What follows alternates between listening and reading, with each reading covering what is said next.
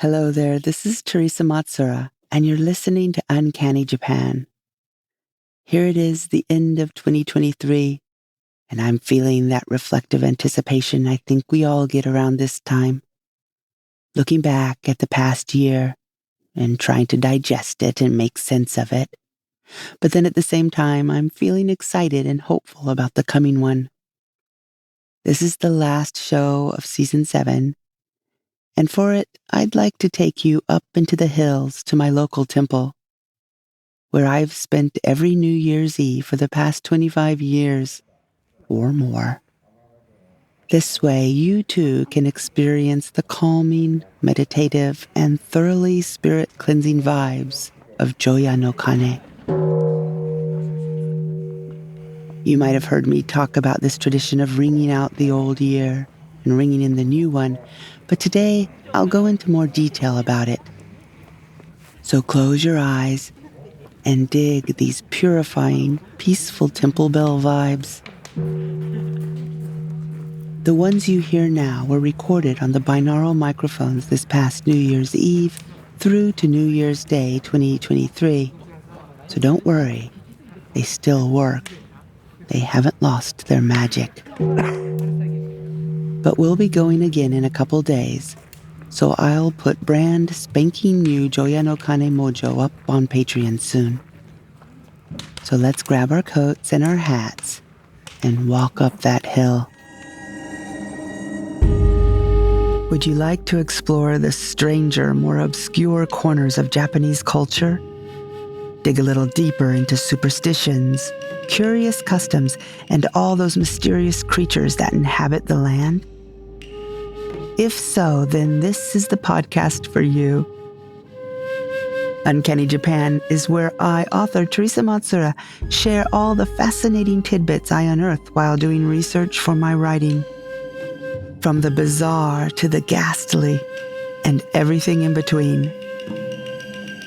I hope you enjoy the show.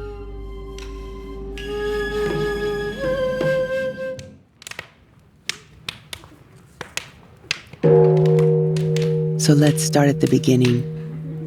What is Joya no Kane? Joya refers to New Year's Eve, or the night preceding the new year. And Kane is simply bell. Basically, it's the Buddhist practice of bonging the temple bell at midnight on New Year's Eve.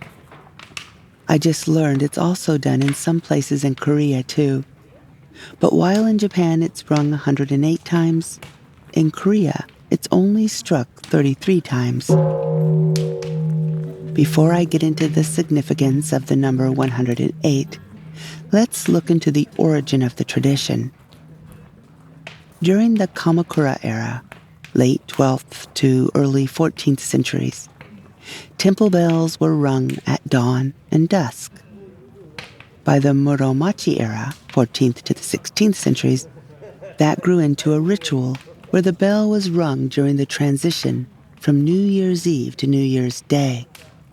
It was believed in Zen temples, this practice helped to dispel negative energy from entering the Kimon, northeast direction, during the change from one year to the next.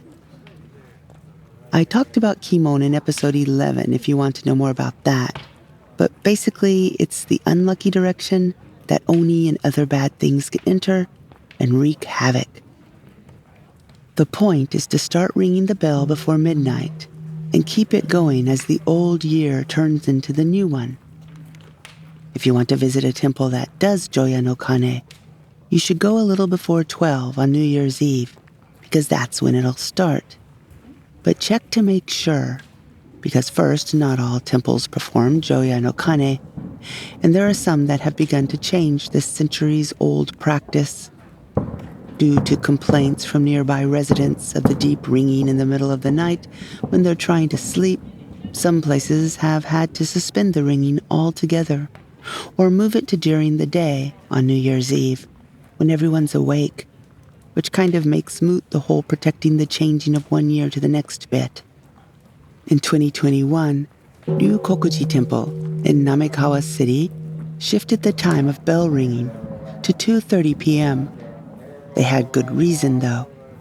Due to an aging population, fewer people were making the midnight trek to the temple, and those who did had a difficult time because the stone steps would get slippery with ice. Moving to an earlier time was to make it easier for temple-goers to participate in the ritual. Now, on to why 108 rings. Well, there are actually various theories, but the one you'll hear the most, and the one I always believed, is that it symbolizes wringing out humankind's sins or earthly desires. What does that mean? I actually found the math. See if you can follow me.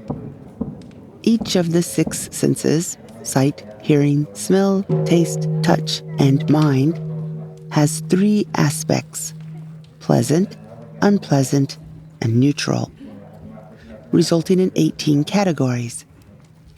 Each of these 18 categories can be further classified as pure or impure.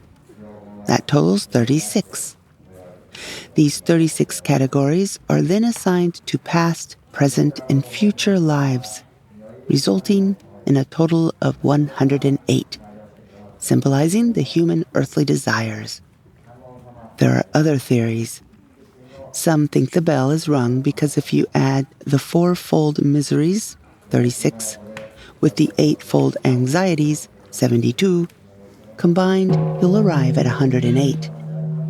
And finally, there's the thinking that the number represents a year. This one too is quite esoteric, but it goes something like this.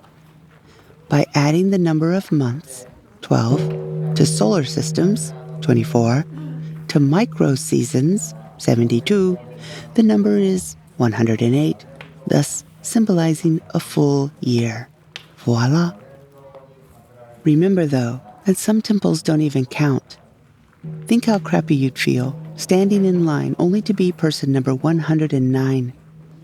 And then you're told, sorry, no lucky ring for you. Scoot along home now. Happy New Year. So yeah, not counting is also a thing. Unless, of course, only the monks at the temple bell are ringing, then they'll do exactly 108. That happens a lot too, especially in larger temples. People gather to be there for Joya no Kane, but the ringing and the sutra or prayer reciting is done solely by the monks. So how did a Buddhist tradition become so popular all over Japan? Why, radio, of course. The first live radio broadcast of Joya no Kane took place at Kanneiji Temple in Ueno, Tokyo in 1927. And this really helped to popularize the tradition, that is, until World War II. That's when, in 1941, the metal collection law came into effect, and many temple bells, as well as ordinary people's pots, pans, pieces of copper, and old nails, were confiscated for metal recycling to be melted down to make weapons and other useful war things. Bells might have been taken, but that didn't stop the New Year spirit. People would bang on taiko drums instead. You can listen and watch the bell ringing online if you'd like. It looks like some of the bigger temples will have live streams on YouTube. One that is particularly cool is Chionji in Kyoto. Here, the bell is enormous, and it takes a whole team of monks all pulling rhythmically on ropes to ring it. The main monk literally gets parallel to the ground, holding himself up by the rope and using his entire body weight to bring the giant wooden beam knocker thing to hit the bell. It's pretty intense. These days still, Joya no Kane is seen as a purification ceremony too. The sound of the bell as it washes over and through you symbolically washes away all that bad mojo, so that you can start the new year afresh. It also represents new beginnings and promises hope for the future. Speaking of hope, I hope that by listening to this episode about Joya no Kane, you are able to find a little peace and some hope, but also have all your transgressions from 2023 carried away with the sonorous ringing of the bell. If you're like me, that might take a while. So I'll tell you what, I'll let the bell ring for a minute or two longer, just to make sure we take care of all those pesky sins. Don't want to forget any. And I want to give you all a thank you from the bottom of my heart for listening to the show and being a part of this strange little journey we're all on together. Those who support the show on Patreon, because of you, I've been able to spend more time working on it and writing. From late 2022 to early 2023, I was able to write 5 stories, 3 of which were published this year. The Child of the Gods, Buddha Bone, and Zipperback all found homes. I was also able to say yes when asked to write another 12-part serialized story for the Asahi newspaper. That's coming up starting January. And I also had time to write the Book of Japanese Folklore and work with David Dasmalchian on his upcoming comic, Knights vs. Samurai. So thank you so, so much. I have more big dreams for 2024 that I want to share with you and make you proud. You're all the absolute best. So here's some extra bongs for purification, good luck, and hope for you in the new year. Everyone, Yoi Otoshi o.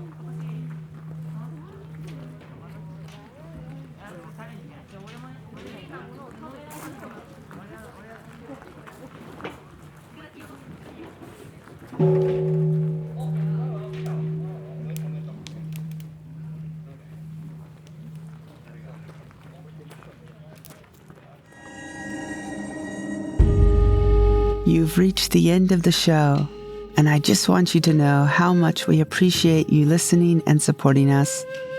Any subscribing, reviewing, and gushing to your friends, family, even random strangers really does help keep us going.